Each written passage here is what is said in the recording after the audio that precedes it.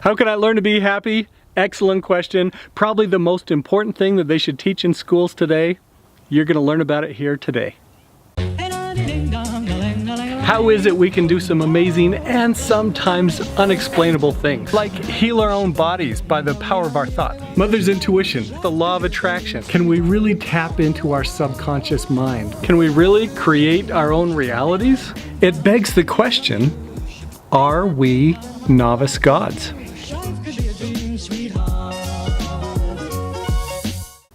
Hey guys, I'm excited to share with you how to be happy. Now, first of all, why should you listen to me? Am I the happiest person in the world? No. I am somebody who needs to work at it every day. But the cool thing that I have found that I'm here to share with you is this transformative idea that happiness is a skill. Now this is a game-changing idea for you, for me, for the world really, because if you have grown up, as most of us have, with this idea that happiness is somehow outside of us, then we are the victims. We are always searching for something to go right in our life to make us happy, and happiness therefore is this reaction, it's this thing that comes after, it's this thing that we can't actually control.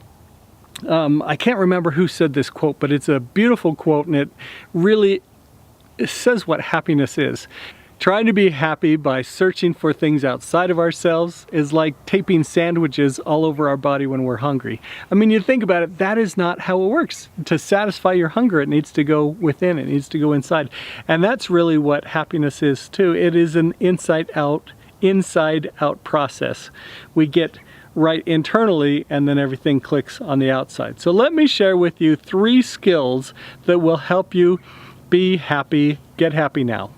Okay, skill number 1. The most important skill of happiness you will ever find is the skill of gratitude.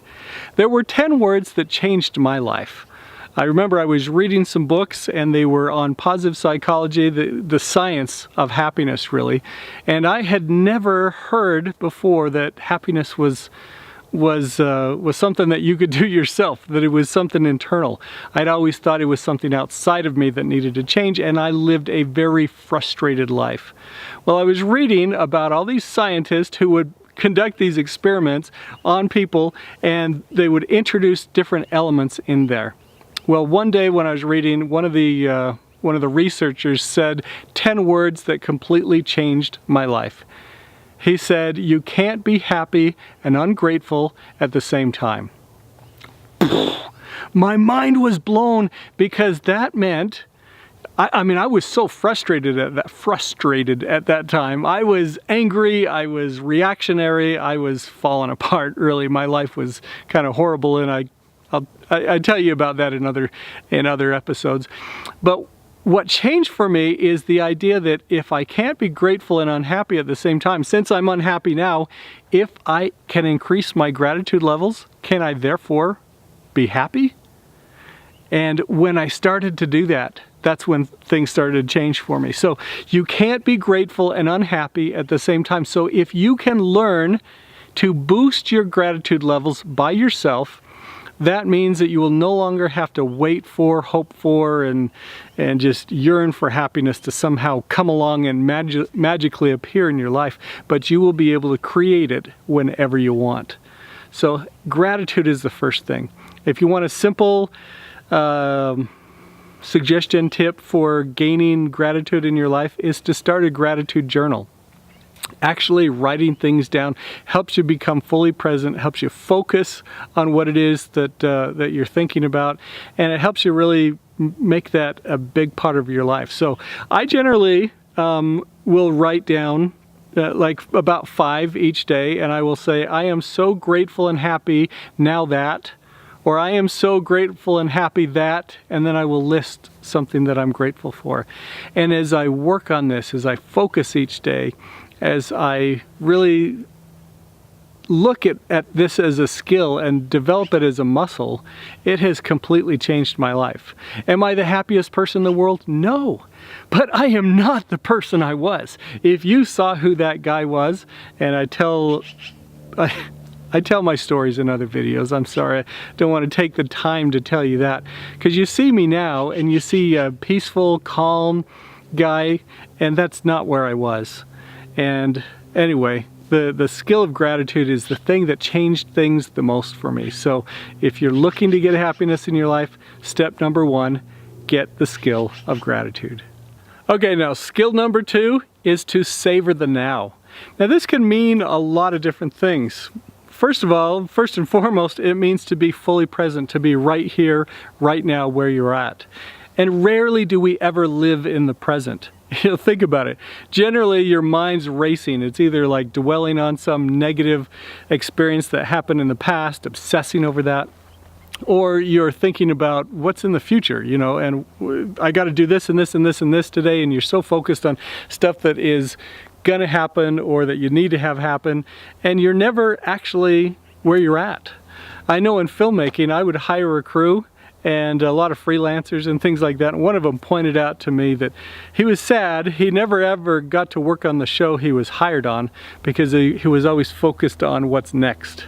That happens to us all the time. We're so focused on the next thing that we're never actually in the moment. And yet, if you can think about times in your life when you were the happiest or when you were just enjoying things, you were there, you were present, you were fully engaged. I like to think of it as savoring. Think about how you eat, when you really want to savor something, you really want that to last. Well, what if we can do that with a moment? When I'm savoring food, generally I don't savor food. The way I eat is knife and fork in hand, shoveling that in, and I'm never focused on the bite in my mouth. I'm always focused on what's next. Ooh, that one's got sauce, and ooh, that one's a big piece, and oh, check out the cheese on that one. And it's always what's next before I put it in my mouth. But if we learn to step back, if we learn to pause, if we learn to savor, that's when we really get to relish and stretch out the good feelings. So skill number 2 is savor the now. I'll give you a quick tip on how to make this a part of your life. And it's called the 3-second rule. Actually, the 3-breath rule is, let's change it to that. And this came from a Google executive. I can't remember his name, but he was their chief happiness officer for many years, one of their original members. And he wrote a book, and in that he talked about this idea that when something fortunate happens to you, then you should savor it and enjoy it for 3 seconds. I like to be a little bit more deliberate, a little bit more focused. I like to stretch that into 3 breaths. So something good happens to you and you enjoy that, you recognize that. Feel it for 3 complete breaths. As you do that, you will start to recognize that good, fortunate things are happening to you, and you're able to stay in that moment, even if it's only for a few seconds. But you're going to feel that, and you're going to recognize that you can self-spark this whenever you want. So that's skill number 2, savor the now. Okay, now the last skill I'll share with you, I'm sharing 3 right now. I actually wrote a book called The 7 Core Skills of Everyday Happiness, so there are more skills than just these 3. But the 3rd skill that I'll share with you right now is foster positive relationships. Now there is a Harvard study, it's the longest, what they call it, longest longitudinal study that has ever been done. For more than 70 years, they studied these Harvard graduates who had gone on to do amazing things. Many of them, some of them had mental disorders, some of them drank themselves away with alcoholism. Anyway, they studied them as they went through wars, as they went through family and life and business and career and all sorts of things. And they found the main guy that was in charge of all the research was asked to sum it up. And he said that the one thing that made the biggest difference was the quality of a person's relationships. And if you think about that, when you are truly happy, how can you be truly happy without strong social connections, without a family, without friends, without feeling love and connected to other people? Now, the important thing to realize in recognizing that this is a skill is that there's something that you can do about it.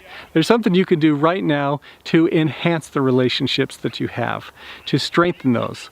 And so look at what you could do today to be a better friend, to be a better husband, a better lover, a better son or daughter or whatever, and see what you can do to change your relationships so that you are adding extra positive things in there. One thing that I've done is each morning when I do my morning routine, I will go through my top 3 priorities. And always, always, always, my family is my one of my top priorities. But a lot of times I didn't live that way.